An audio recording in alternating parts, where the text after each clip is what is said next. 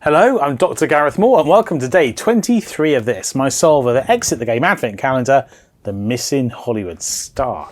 And today, I don't have a book for you, but I do have my website, puzzlemix.com. If you like logic puzzles, you might enjoy that. But let's have a look at the story for today. As I say, we're very nearly there, just one day to go after today.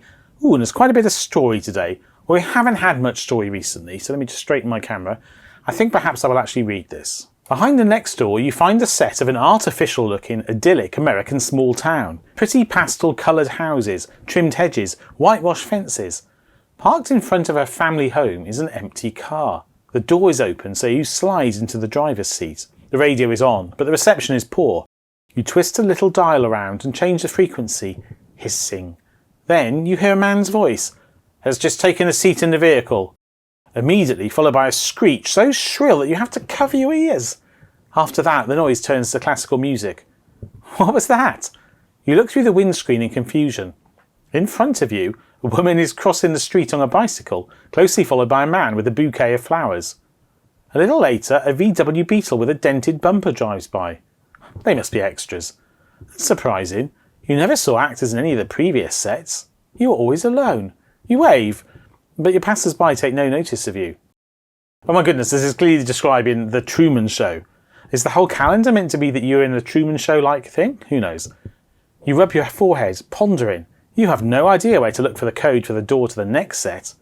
Your gaze falls on the passenger seat, where some notes are lying. Someone seems to be marking the paths of the extras. You stop. 3 of the inscriptions read Woman on Bicycle, Man with Flowers, and VW Beetle. What on earth is going on here?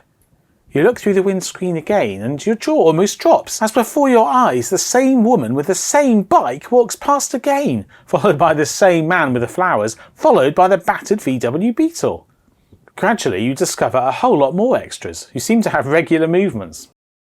It's high time you paid more attention to them. It seems as if they're all staged, especially for you. You hastily try to understand their movement patterns and make notes. Please turn the page, or there's something on the back. Open door 23, behind which you will find 3 riddle cards, S1 to S3. And what is on the back of this? Let's have a look. Oh, well, I saw the corner, but apart from that, we see a pencil, okay. And then it says ice cream van, woman on bike, man with flowers, jogger, colleague, jogger, and so forth. There are other things as well, bus driver, delivery van. My goodness. Potentially there's a lot inside the room if this is going to be used somehow in solving the day. But talking of the said room, let's have a look at it. So we're on to door 23 and let's see what's inside it. So it is somewhere around here. Yes, there it is there. Let's go and have a look. And it looks like I've opened it, but I really haven't. Okay, we've got 2 riddle cards inside and that is a view of the Truman Show. I mean, Truman Show-esque anyway. S1, S2, S3. Did I say 2 riddle cards? 3 riddle cards. I'm going to do something unusual. I'm going to go look in the room before I look at the riddle cards. Right, okay, so yes. I mean, it's never too late to mix things up, right? Even though it's the penultimate day. So there we go. We're looking inside a car there. The woman on bicycle and a reflection of a car in the central mirror. A man with flowers on the left and not much on the right. And a sunroof at the top. And just seats and other car stuff in the bottom. So I don't think there's any part of the puzzle in the room itself. Although I could, of course, be completely wrong. So let's have a look at those riddle cards. Right. Ooh, their map. Sort of a map, anyway. They have letters. Well, numbers. The map. Okay. So these locations are letters or numbers or something, aren't they? I mean, we've got what looks like a 2 might be a 7 the other way up, is a 6 this way, and so forth. Because every day, as usual, we are looking for a 3-digit number to work out what our next room is, although there's not a lot of options left, let's put it that way.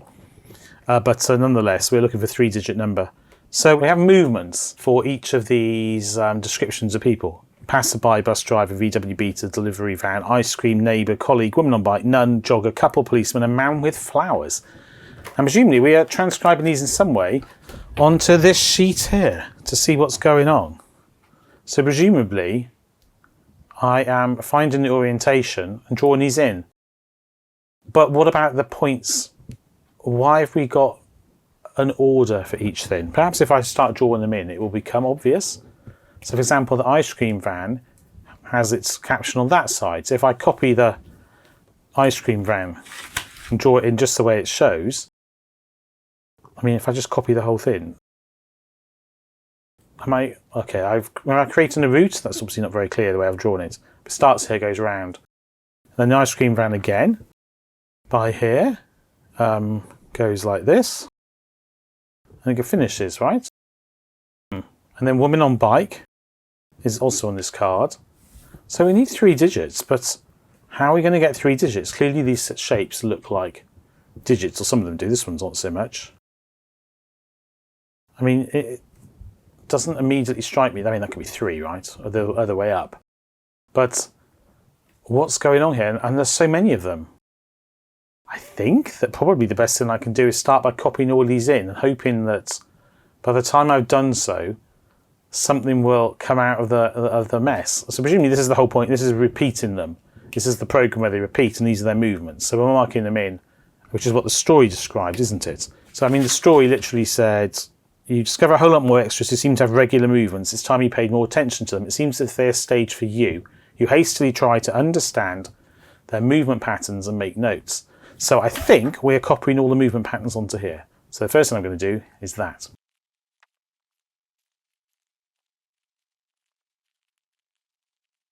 Well, there we go. That is it. I think it's supposed to say something. Maybe, let's leave that for now, but it says away, I think, film, set, something go. Maybe it's, that can't be the, can it?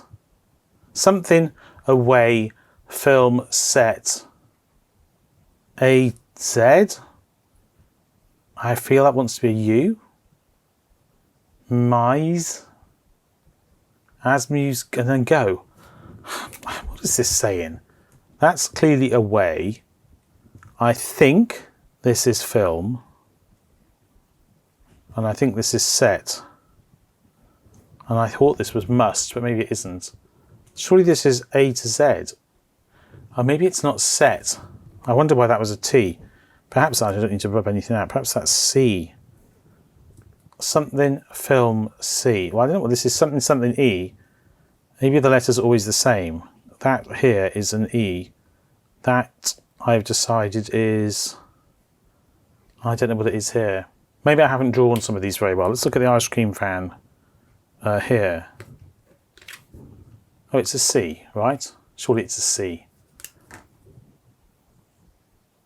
Oh, it's Q. That must be a U, right? Yeah, I've drawn it a bit fat. I think it's Q, away, film, Q away film, C. That surely is Z.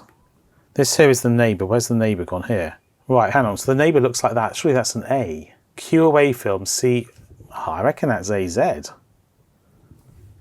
And then that must be an M, must be a Y, must be an M, must be an E. Asmise. No. Oh, wait, I've decided this was a U, haven't I? Muse. And then it must be go. Q away film, C, AZ, Muse go.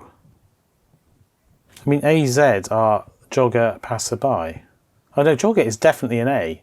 So neighbour must be something else. I mean, under the logic that no letter is repeated. Is it an X? What letter is that? I've drawn it fairly accurately. Does the start and end have any impact, or is that just whimsy to fit with the theme of the puzzle? Let's look at this again. Because Q away film, that's definitely an E, right? It can't be any other... Let's just check it. How did I copy it out? Woman on bike. Well, maybe it's not an E, because I've got an E here. What would it be? Do you know what? It could be cut away. Let's say that is in fact cut. In which case, everywhere I've got that symbol is a T too. So this must be a T as well. So we've got cut away film set, AZ, Muse go. Hang on, wait. This is the E as well. Why have an E that looks that's meant to be a T?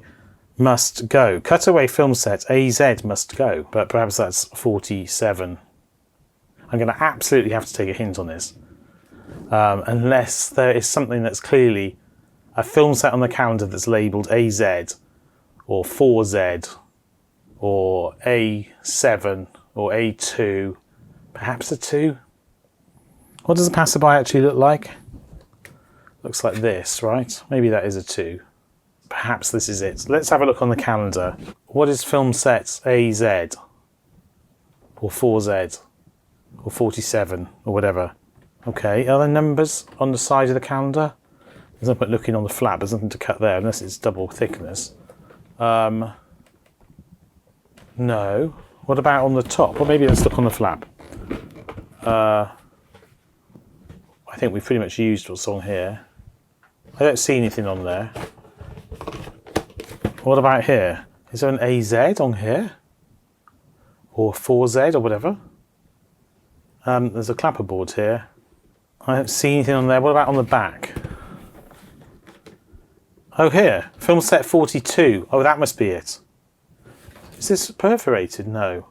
It says example room, film set 42. Is that it? Am I cutting the back of the calendar? Or is there a room that matches that with a picture of a ship on it? Let's just look at the front again. This unopened room doesn't match. Oh, it must mean that, right? It must mean cutaway film set 42, and that's on the back here. Okay. I think that's what it means. That's exciting. We've never cut into the back of the calendar that I can remember. Have I got a knife here? Yes, I do. Let's see what happens if we cut here. What, just the whole thing? What's on the back of it for a start? On the back of this is, well, these 2 rooms here. So we can't have anything deep on the back of it, but there could just be a piece of cardboard there, right? So let's have a look. Here we go. Film set 42. It's not perforated. No, I'm just checking again. I'm not showing the back of the calendar again, am I? Let's hope not. Right. I think that'll do. No, it clearly won't. Oh, here we go. Yep, there we're in. We're in. Okay. Ooh. Well done. You have found room 24. Stop.